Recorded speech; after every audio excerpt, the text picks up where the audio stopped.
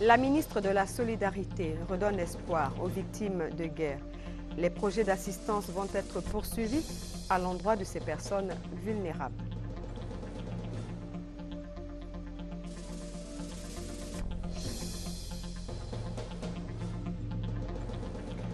Une association de femmes du village d'Akwedo dans la commune de Cocody prospecte le marché burkinabé pour se rendre compte des opportunités d'affaires.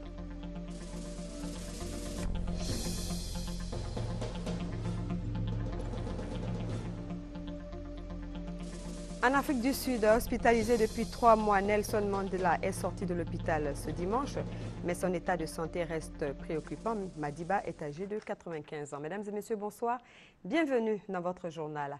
La ministre de la Solidarité, de la Famille, de la Femme et de l'Enfant, Anne-Désirée Ouloto, a reçu les victimes de la crise ivoirienne. Cette rencontre se veut une plateforme de collaboration entre le ministère et les associations de victimes de guerre.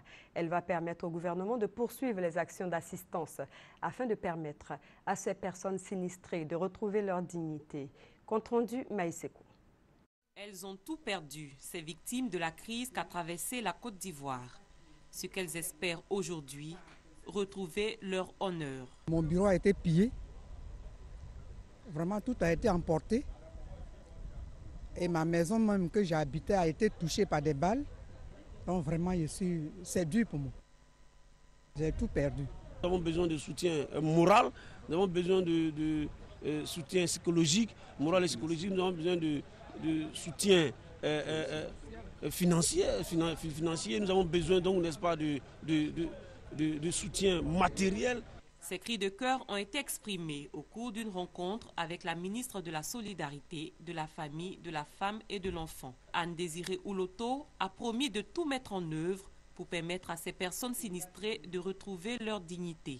Il s'agit donc pour l'État de faire en sorte que ces personnes d'abord se sentent soutenues par l'État, par la communauté, et il s'agit de faire en sorte que ces personnes retrouvent leur dignité, n'est-ce pas, et qu'elles puissent vivre chez elles en toute tranquillité, qu'elles puissent vivre à partir d'une activité qui leur permettra donc d'avoir des revenus, que ces personnes puissent avoir certainement une assistance médicale pour celles qui auront éventuellement des problèmes de santé, etc. Que ces personnes, en tout cas, puissent vivre heureuses et en paix avec elles-mêmes et en paix également avec le reste de la société. Les victimes de guerre vont être réinsérées dans la société. Mais avant, elles devront se faire identifier. Des programmes de prise en charge vont être par la suite proposés au gouvernement. On s'intéresse aux logements sociaux. Bientôt, les premières maisons témoins vont voir le jour. Les travaux d'aménagement de terrain qui consistent à préparer les sites de réalisation de ces logements vont bon train à Abidjan comme à l'intérieur du pays. Le ministre de la Construction, du Logement, de l'Assainissement et de l'Urbanisme en a fait le constat. C'était jeudi et mercredi dernier. Léon Brou. Songonk Assemblée, route de Dabou, district d'Abidjan. Des techniciens s'activent pour délimiter les parcelles où seront bâtis les blocs de logements sociaux. Ces opérations interviennent en prélude au terrassement, c'est-à-dire la mise à niveau de ce terrain grand de 400 hectares. Le terrassement, justement, est achevé sur le site de 5 hectares à Toumoudi, dans la région du Bélier, au centre de la Côte d'Ivoire. Le ministre en charge de la construction en a lui-même fait le constat. Une occasion pour Mamadou Sanogo de rassurer sur l'effectivité du projet de construction de logements sociaux. Au niveau de la route de Dabo, à Songon, les travaux préliminaires au terrassement ont démarré. À Bergerville, c'est la même chose, tout comme sur la route de Bassa. Ensuite, il y aura Daloa, Mans. Alors c'est dit que l'opération est lancée partout sur le territoire. C'est du concret, donc ce n'est pas du virtuel. Cette assurance, le ministre Sanogo la tient de la disponibilité des 19 milliards de francs CFA, appui de l'État pour garantir auprès des banques l'aval des souscripteurs aux logements sociaux. Je vous le disais en titre, l'association des femmes pour l'entraide et la solidarité basée à Akwedo Village, dans la commune de Cocody, veut écouler des produits ivoiriens sur le marché burkinabé. 25 membres de cette association ont séjourné au pays des hommes intègres pour se rendre compte des opportunités d'affaires et nouer des partenariats avec des associations féminines. Le point avec Victorine Yao Yoboué.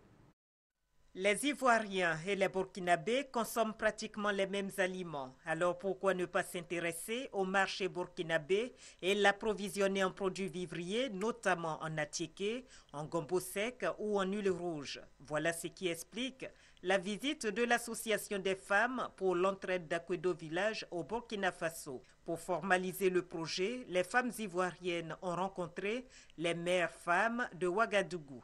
La délégation ivoirienne a également visité des groupements de femmes intervenant dans le secteur du karité, de la mangue et du savon. Elle a pu s'enrichir du savoir-faire des artisanes burkinabées. Cette visite de l'Association des femmes pour l'entraide d'Akwedo Village vient renforcer la coopération entre les groupements ivoiriens et burkinabés. Ils ont convenu d'apprendre de leurs expériences respectives pour booster les échanges commerciaux entre la Côte d'Ivoire et le Burkina Faso. La rentrée scolaire, c'est pour bientôt, le 16 septembre. Plus précisément, les inscriptions à la maternelle et au CP1 vont commencer demain lundi et ce jusqu'au 6 septembre sont concernés les enfants de 3 à 5 ans pour la maternelle et de 6 à 9 ans pour le CP1.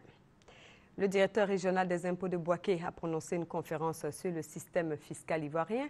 Yaoundé Goran a défini la procédure et le système fiscal en Côte d'Ivoire avant d'inviter les contribuables ivoiriens à cultiver le civisme fiscal. Reporter Walter Savodogo, Kouadio Kwame.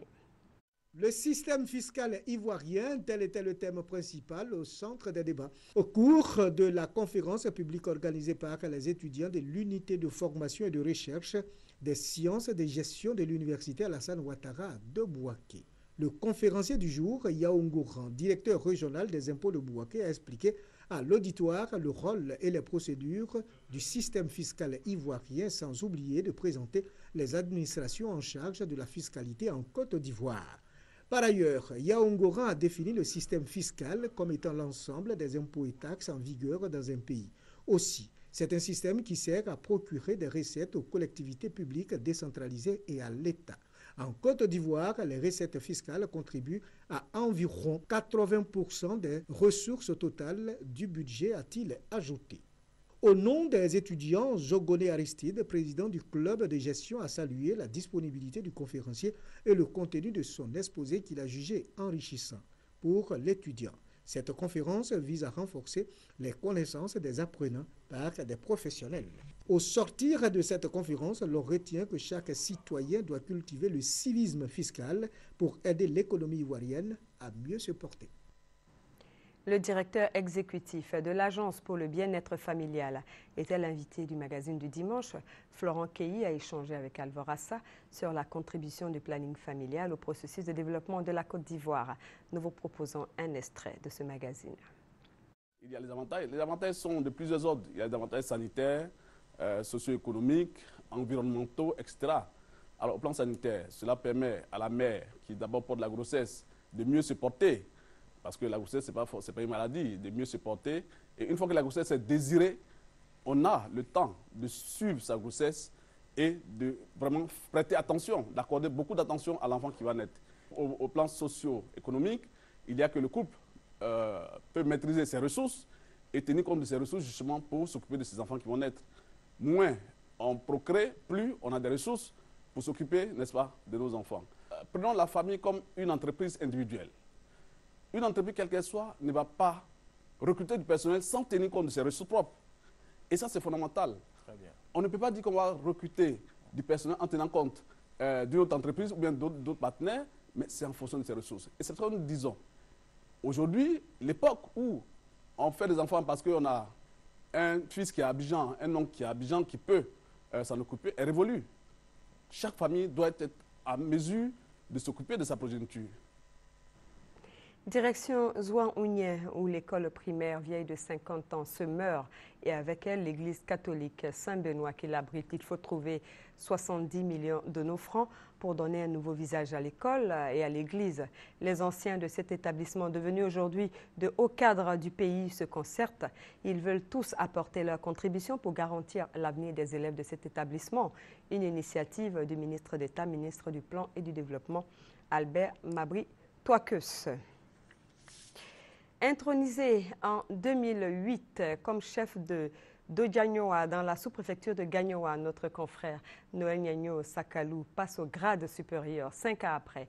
Il a été investi ce week-end chef du canton Pakolo. Il a désormais à charge la coordination des activités de 22 villages que compte ce canton. Notre reporter Francis Boifo a suivi la cérémonie d'investiture pour vous. Le nouveau chef du canton Pakolo dans la sous-préfecture de Gagnoa est le choix de l'unanimité. Tous les 22 chefs que compose le canton voient en lui un homme capable de défendre les intérêts de la chefferie auprès de l'administration. Noël Nyagno Sakalou dispose de 2 ans renouvelables une fois pour impulser un nouveau dynamisme au canton.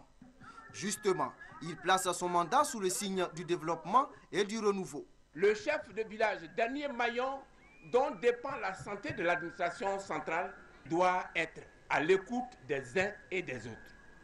Il doit également apporter à l'administration ce qui manque. Nos parents nous ont mis à l'école, il faut qu'on apporte un peu à ces parents-là. Et c'est cette mission que je veux réaliser avec les cadres.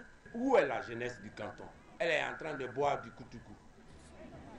Elle est en train de faire n'importe quoi, faire des batailles inutiles. Jeunesse du canton, j'ai besoin de vous. Mais il faudra à cette jeunesse changer de mentalité, recommande le parrain de la cérémonie. À cette cérémonie d'investiture étaient présents plusieurs chefs traditionnels venus des régions de Lamé, du Gontougo et du Lodjibois. La commune d'Abobo ne veut pas rester en marge du processus de réconciliation nationale et afin de soutenir les initiatives déjà menées sur le terrain, les structures de jeunesse musulmane ont organisé une table ronde avec d'autres structures religieuses afin d'élaborer des stratégies pour que la réconciliation et la paix soient une réalité à Abobo. Reportage Mamadou Kwasi. La commune d'Abobo, tout comme plusieurs localités de la Côte d'Ivoire, a payé un lourd tribut lors de la crise post-électorale. 2 ans après ces événements malheureux, il faut penser les plaies et envisager l'avenir.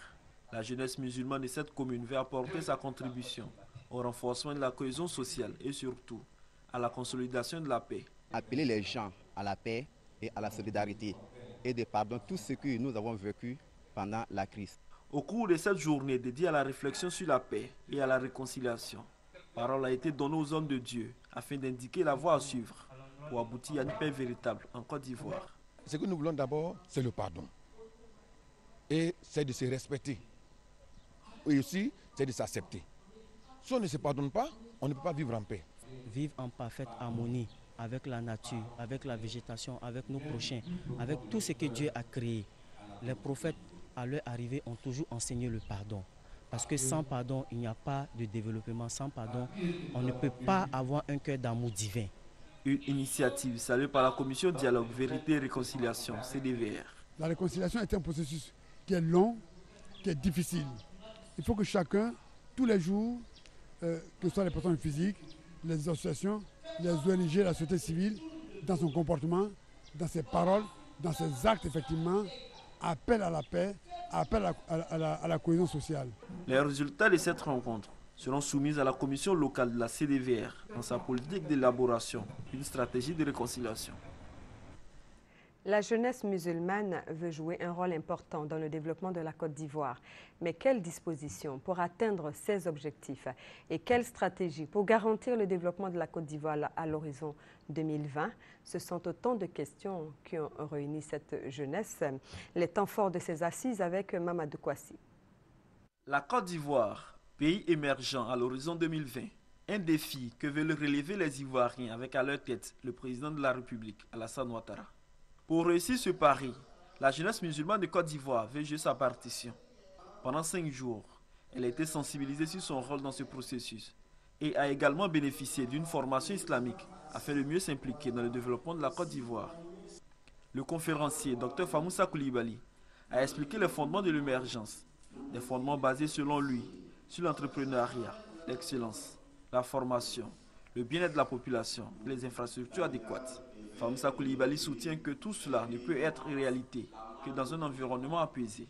C'est pourquoi il exhorte la jeunesse musulmane en particulier et la jeunesse ivoirienne en général à la culture de la paix. Le conférencier indique que la jeunesse doit être un modèle à l'école et dans toutes les entreprises afin de soutenir efficacement le développement de la Côte d'Ivoire. Satisfaits, les jeunes ont pris l'engagement d'être au rendez-vous de l'excellence pour une Côte d'Ivoire développée et prospère à l'horizon 2020. Un nouveau lieu de culte a été inauguré à Yopougon. Les musulmans de Yopougon résidentiel ont une nouvelle mosquée. Ce lieu de culte a été construit par un fidèle musulman qui a tenu à offrir à toute la communauté musulmane pour les bienfaits de Dieu dans sa vie. L'inauguration de cette mosquée a été marquée par la présence de plusieurs autorités du pays et d'une forte délégation de guides spirituels musulmans de Côte d'Ivoire, avec à sa tête le président du COSIM, le cher Boakari Fofana. Témoignage Herman Niamia. Construire un édifice religieux, c'est forger des âmes et bâtir une nation. Ladi Karamoko l'a fait pour contribuer à l'éducation spirituelle des musulmans et raffermir davantage leur foi. Cette mosquée, il en a fait don à toute la communauté musulmane et à Allah pour tout ce qu'il a fait dans sa vie. Les bénédictions n'ont donc pas manqué à son égard à cette occasion, notamment celle de Kone Adamo, directeur général du Trésor et parrain de la cérémonie, et le cheikh Boakari Fofana, président du COSIM, le Conseil supérieur des imams. Boakari Fofana exhorte les musulmans à suivre son exemple avant de les inviter à faire de ce temple un lieu où règne la paix. Que la mosquée soit un lieu de prière, un lieu de bénédiction, un lieu d'apprentissage du Coran, un lieu de formation religieuse. La mosquée doit donc être un lieu d'animation spirituelle. C'est en juin 2006 que les travaux de la mosquée Al-Iman de Yopougon résidentiel ont effectivement démarré. Cette mosquée, bâtie sur une superficie de 800 mètres carrés, comprend une grande salle de prière de 2 niveaux, d'une salle de conférence de bureaux pour les responsables, d'une salle de retraite spirituelle et d'une école islamique. Après les musulmans, place aux chrétiens. L'église de Pentecôte internationale de Côte d'Ivoire prie pour la paix et le développement du pays. Ses fidèles se sont mobilisés ce dimanche à Niamey pour une séance de prière. Alvorassa. Ils sont venus de plusieurs localités du pays et même de la sous-région pour ce moment de prière. Prière pour la paix et le développement de la Côte d'Ivoire. Prier pour que les autorités ivoiriennes, dans la crainte de Dieu, travaillent pour le bonheur des populations. Lors de cette cérémonie, le président réélu de l'Église, l'apôtre Traoré Siriki, avec le président international, le docteur Opoka Ojina, ont demandé aux fidèles pentecôtistes de demeurer dans la foi en Dieu, qu'ils s'activent pour bâtir l'Église en Côte d'Ivoire et s'organisent pour le bien-être des fidèles pentecôtistes. Les fidèles de l'église Ariste de Côte d'Ivoire étaient quant à eux en pèlerinage ce mois d'août au Libéria, dans le village du prophète et fondateur de leur église. C'est une initiative de la mission Ariste Temple Noé située à Yopougon. Ce pèlerinage s'inscrit dans le cadre du centenaire de l'église Ariste mondiale célébré cette année. Dépôt de gerbes de fleurs et recueillement sur la tombe du prophète William Ariste Wadé, père fondateur de l'église Ariste. L'acte commémore le centenaire de cette église introduite en Côte d'Ivoire en 1913 à partir du Libéria. Plusieurs milliers de fidèles, issus des différentes églises de Sierra Leone, du Ghana et de la Côte d'Ivoire, ont effectué le déplacement à Globalé, village natal du prophète. Un pèlerinage initié par l'église Mission Ariste, Temple Noé de Yopougon. Un voyage aussi qui aura permis à tous les fidèles de cette église de mesurer le chemin parcouru et ce qui reste à faire pour l'émergence en Côte d'Ivoire de l'église Ariste. Outre le spirituel, les pèlerins de Côte d'Ivoire ont posé des actions sociales dans la droite ligne des valeurs que prône l'église Ariste. Le prédicateur Jules Biti, au nom du temple Noé de Yopougon, a fait des dons aux Ivoiriens encore réfugiés au Libéria et vivant à Globalé, ville frontalière de Tabou, tout en les exhortant à retourner en Côte d'Ivoire. Autre action sociale, l'électrification du village de Globalé. Les responsables de la mission Ariste Temple Noé de Yopougon envisagent de faire du village natal du prophète un lieu de pèlerinage chaque année à la même date. Le reportage était signé Chantal Eouma Akanda et on reste avec elle. Elle nous apprend que les pèlerins ivoiriens de Lourdes sont de retour. Ils étaient plusieurs centaines à se rendre sur les pas de Bernadette Soubirou. Dans le cadre du 140e pèlerinage, l'association Notre-Dame du Salut de Côte d'Ivoire conduisait une forte délégation. Reportage. Pour la première fois dans l'histoire du pèlerinage à Lourdes, la Côte d'Ivoire inscrit son nom en tant que groupe officiellement reconnu. Notre pays s'est bien représenté à travers l'association Notre-Dame de Salut, Comité de Paris. Tout le temps qu'a duré le pèlerinage, les Ivoiriens se sont illustrés de fort belle manière, tant au plan spirituel qu'au plan du service, selon les valeurs de l'Église catholique. Les responsables de l'organisation du pèlerinage à Lourdes, confessionnels et laïcs, ont appelé de tous leurs vœux une meilleure organisation de pèlerins partant de Côte d'Ivoire, vu leur présence massive et bénéfique à la réussite de cet événement spirituel mondial.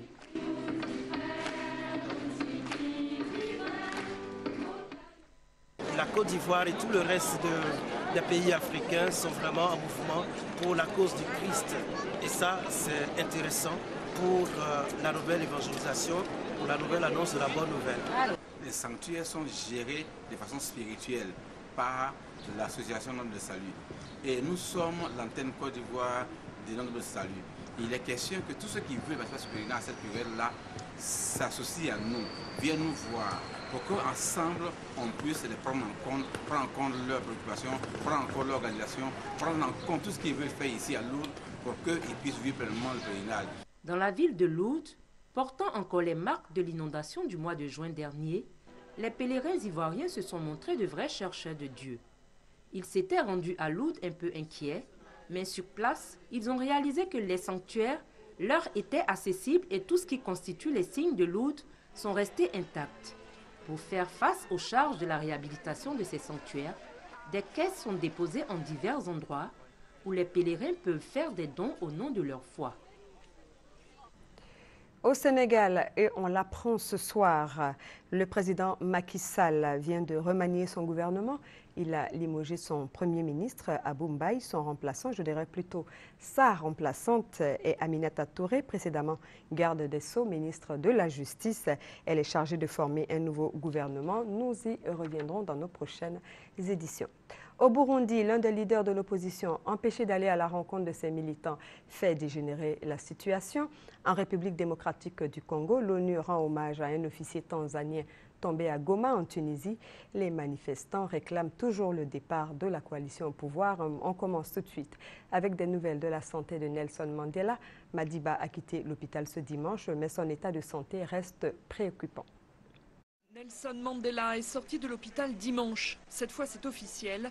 La présidence sud-africaine a mis fin au suspense. Des journaux avaient affirmé dès samedi que l'ancien président était rentré chez lui à Johannesburg.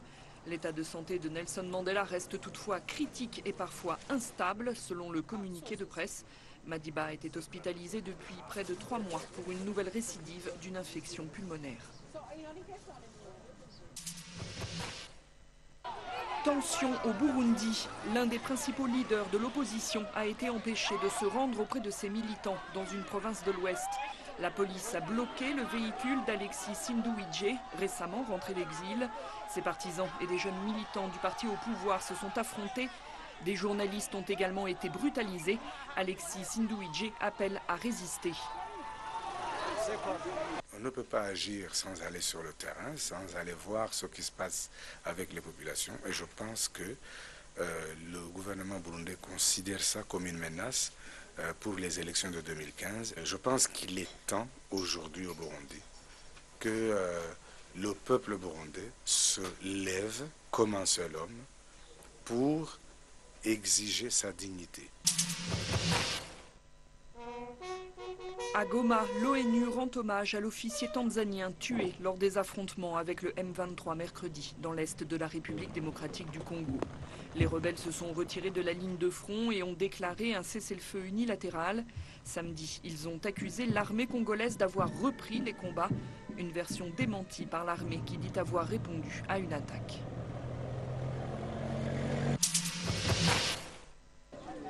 Une chaîne humaine à Tunis, celle de l'opposition qui maintient la pression. Ces manifestants ont quitté l'Assemblée samedi pour se rendre devant le siège du gouvernement. Une fois de plus, ils ont réclamé le départ de la coalition tripartite au pouvoir et l'organisation de nouvelles élections. La crise politique dure depuis maintenant 1 mois. À propos de la Syrie, le président américain Barack Obama a repoussé les éventuelles frappes sur ce pays à la surprise générale.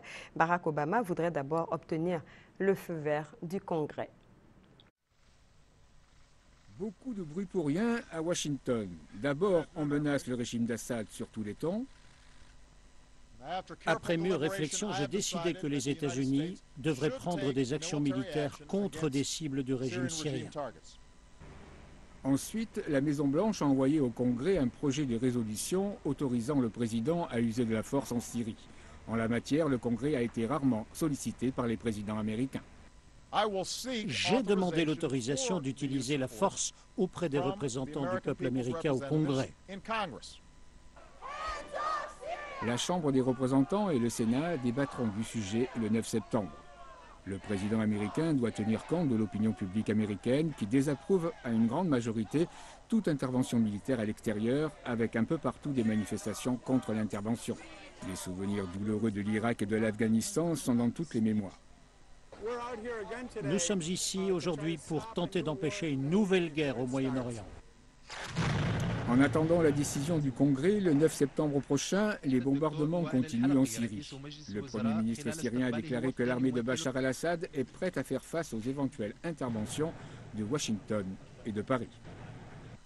Voilà, j'ajoute que le gouvernement syrien a salué ce dimanche une reculade historique des États-Unis. Nous vous proposons maintenant un tour du monde en bref et en images. Nouvelle alerte à la centrale nucléaire de Fukushima au Japon. Le niveau de radioactivité près d'un réservoir d'eau contaminée est aujourd'hui 18 fois supérieur à celui mesuré le 21 août par les employés de TEPCO. Selon la compagnie d'électricité, cette hausse pourrait être liée à la fuite d'une canalisation. Depuis le tsunami de mars 2011, l'opérateur tente en vain d'empêcher des tonnes d'eau radioactive de se déverser dans l'océan Pacifique. Un bilan revu à la baisse par les autorités chinoises.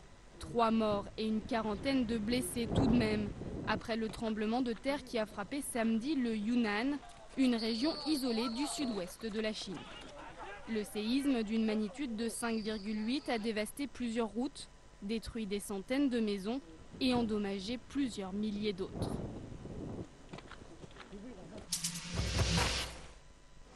Des images rares d'un glissement de terrain sur une route du nord de Taïwan. Soudain, la voiture blanche est projetée sur la gauche de la chaussée par un torrent de boue et des débris. Juste assez pour éviter l'énorme rocher tombé de la montagne qui atterrit à quelques centimètres du véhicule. Beaucoup de chance au final pour ses occupants. Ces derniers jours, 3 personnes sont mortes sur l'île de Taïwan, actuellement frappée par une tempête tropicale. Intouchable Teddy Riner. Le Français a remporté hier à Rio son 6e titre de champion du monde en judo dans la catégorie des plus de 100 kilos. Champion olympique en titre, il n'a laissé aucune chance au Brésilien Silva qui combattait pourtant sur ses terres et devant son public. Voilà 3 ans que Teddy Riner n'a plus perdu une compétition. C'est la fin de ce journal. À tous ceux qui l'ont préparé se joignent à moi pour vous souhaiter de passer une excellente soirée sur RTI 1, la chaîne qui rassemble. À très bientôt.